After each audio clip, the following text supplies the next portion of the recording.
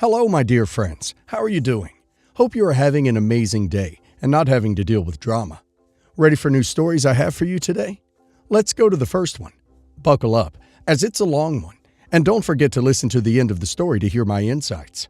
Enjoy the stories, guys, and please like and subscribe. And of course, don't forget to leave a comment. So, for context, I'm Sarah, 37 female. I have an older brother, Daniel, 40 male, who is the golden child in my family. Growing up, it was always obvious that Daniel could do no wrong in my mother's eyes. He got the best of everything: attention, praise, financial support, and even when he messed up, which he often did, it was always brushed off as boys will be boys, or he's just figuring things out. Meanwhile, I had to work for everything and felt like I was always in the shadow of his golden status. But despite the resentment I've carried for years, I've always been the responsible one. Fast forward to about a year ago. My mom, Anne, 67 female, has always been a bit difficult. She's controlling, opinionated, and has a knack for emotional manipulation. She also has never been the healthiest person, always dealing with minor health issues.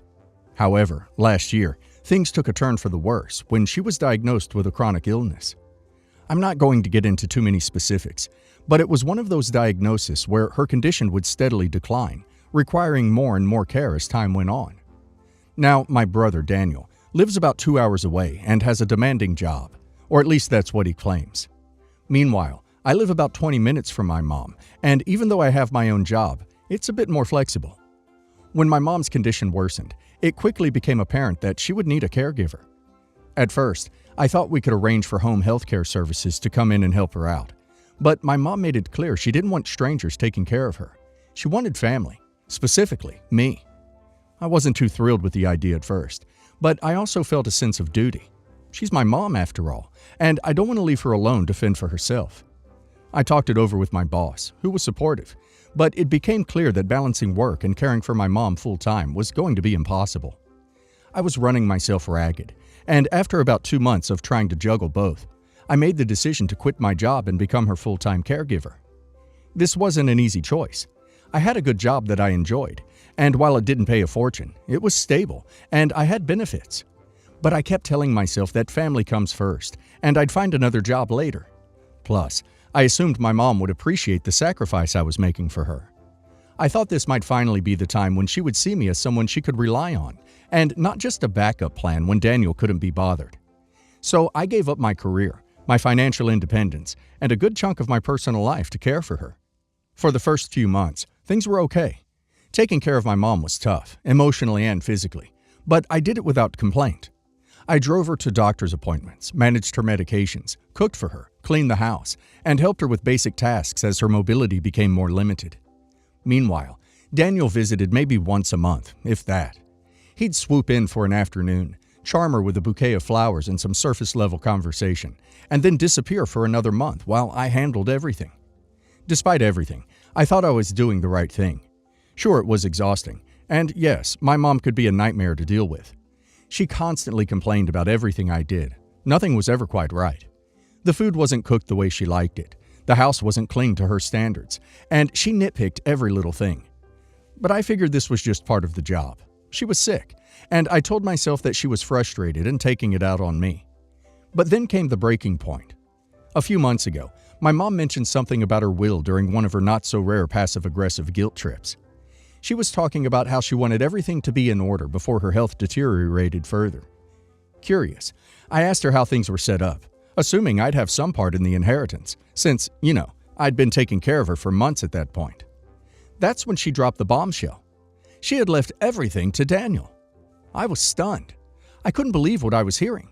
I had given up my job, my financial stability, and a huge chunk of my life to take care of her, and she hadn't even considered leaving me anything? When I asked her why, she gave me some nonsense about how Daniel needed it more because he has kids and a mortgage and a stressful job. Mind you, Daniel's doing just fine. He and his wife both work high-paying jobs. They live in a nice house, and they have plenty of help with the kids. Meanwhile, I was literally putting my life on hold to take care of her, and she didn't think I needed anything? I tried to keep calm, but I'll be honest, at that point, I was boiling with anger. I asked her if she even appreciated what I had sacrificed for her, and she waved it off like it was no big deal.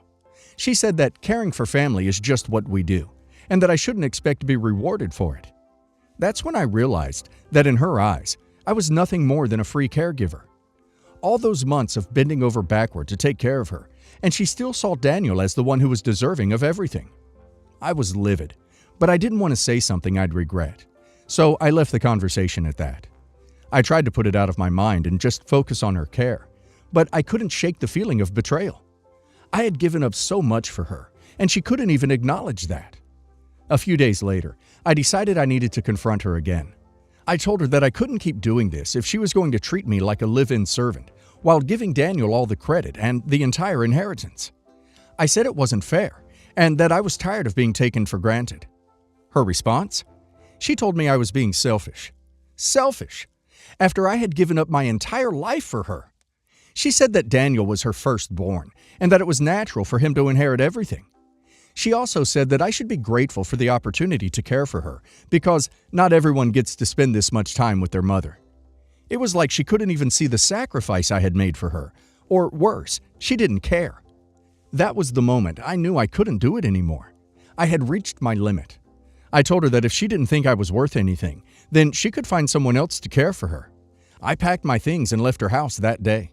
I told her she could hire a professional caregiver if she didn't want to rely on family. I walked away, and I haven't been back since. Since I left, my mom has been calling and texting me nonstop, telling me how much I've hurt her and how she can't believe I would abandon her in her time of need.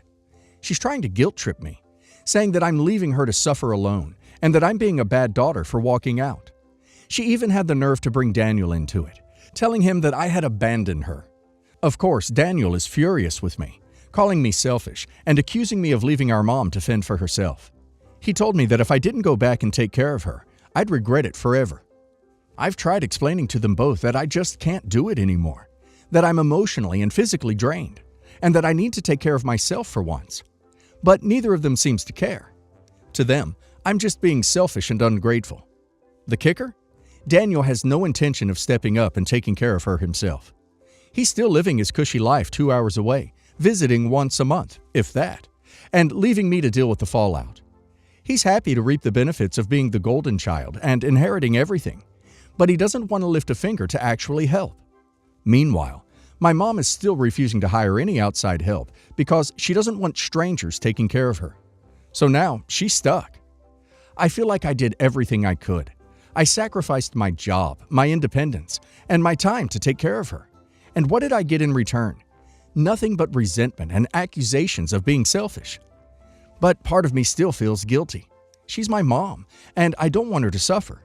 At the same time, I can't keep putting myself last just to satisfy her and Daniel's unrealistic expectations. So, Reddit. Am I the a-hole for walking away from my mom after everything she's done? Should I have sucked it up and stayed, or was I right to leave? Wow, OP's mother is a piece of work, and so is her brother. The fact that she doesn't see the incredible sacrifice OP made by quitting her job to take care of her speaks volumes about how she views OP. OP is not a free caregiver, and she shouldn't be treated like one. She's gaslighting OP into thinking OP is selfish for taking care of herself. But in reality, she's the selfish one for taking OP for granted. Good for OP for walking away. It's time OP's brother steps up. And now let's hear the community's opinion. Everyone sucks here. Your mom is clearly in the wrong for treating you like a live-in nurse without any acknowledgement or appreciation. And Daniel sounds like he's more than happy to benefit from the golden child status without doing any of the work. That said, you probably should have had a serious conversation with your mom earlier about her expectations and your limits. Walking away was your right, but now things are messier than they needed to be. I hope you can figure out some kind of compromise, though it sounds like your mom won't budge easily. Not the a-hole. Your mom and brother are taking advantage of you, plain and simple. It's appalling that she left everything to your brother when you've been the one sacrificing your time and career to take care of her. You were absolutely right to walk away. You're not a doormat, and it's not your job to burn yourself out for people who don't appreciate you. Let your brother take care of her if he's so concerned. Not the a-hole. This is emotional manipulation at its finest. Your mother is using guilt to control you and make you feel obligated to care for her without any acknowledgement or compensation. And your brother, he's the worst. Happy to take everything, but unwilling to put in any of the effort. You deserve better. You did more than enough. And walking away was the healthiest choice you could make for yourself. You don't owe her anything more. My ex-wife and I met in college, and I was immediately attracted to her free-spirited nature and sense of adventure because I was very similar at the time. Long story short, we were together for a total of 9 years and married for 7 of those. We ended up having 2 kids during that time, a son, 9 male, and a daughter, 7 female. It's been about 4 years since the divorce was finalized. Honestly, we had a pretty good marriage. However, we both realized as we got older that our visions of how we saw our daily lives wasn't going to mesh. She is just as she always was, attending music festivals, stopping by art shows, or trying some new hobby. I basically became what many might consider the boring one, who kind of just wanted to have nights in, cooking or watching movies, doing projects for the house, or reading books with our kids. Neither of us faults the other for our marriage not working out. As a result, we are on great terms with one another. This has been wonderful for co-parenting. However, there is an issue that has recently popped up that I just don't know how to feel about. My ex is supposed to get married in March to a guy she has been dating for a few years. I'm happy for her. Her marriage isn't the issue. My issue is with their last names. Weird, I know. Please, let me explain. When we got married, we went the traditional route most do, where she took my last name. This time around, they, my ex and her fiancé, decided that he would like to take her last name because he doesn't like his for some reason. So, what's the problem? She never went back to her maiden name after the divorce. The guy wants to take my last name as his own. I know it's kind of silly because anyone can legally change their name to pretty much whatever they want. However, the situation just rubs me the wrong way. I understand that my last name became her last name, also from a legal standpoint. But the name is my family surname that she chose to share. It may be worth noting that I did not push her to take my last name in any way. This guy is not part of my family. Let me be clear that I actually really like her fiancé. He is a good guy who I have no issues with being around my kids, and who I even just like on a personal level from when we have hung out at activities that revolved around the kids. He will be a great stepdad or even a father, if they have a kid of their own. But that doesn't change the fact that he isn't part of my family. Additionally, and maybe this sounds petty, but I wouldn't want anyone to assume he is my children's father based on the fact that him and my kids all have the same last name, which is not a common last name. I have talked twice with my ex about this, and each time she has dismissed my feelings regarding it. The first time she basically maintained that it was just a name, but didn't really have a response when I asked why they didn't use her maiden name or just choose a last name they both liked or agreed on if the name didn't matter. The second time, she told me that he really likes my last name and doesn't care for his own. This is when I found out why they were going this route. This issue has been running through my mind more and more as their wedding date, current state of the world permitting, approaches. I don't know if I should address this with him also, since we are on friendly terms. Talk this over with my ex more, or just let it be and accept it. I don't want this to in any way affect my relationship with my ex, as I feel that us having an issue would be bad for co-parenting reasons. Does anyone have advice on how I should handle this?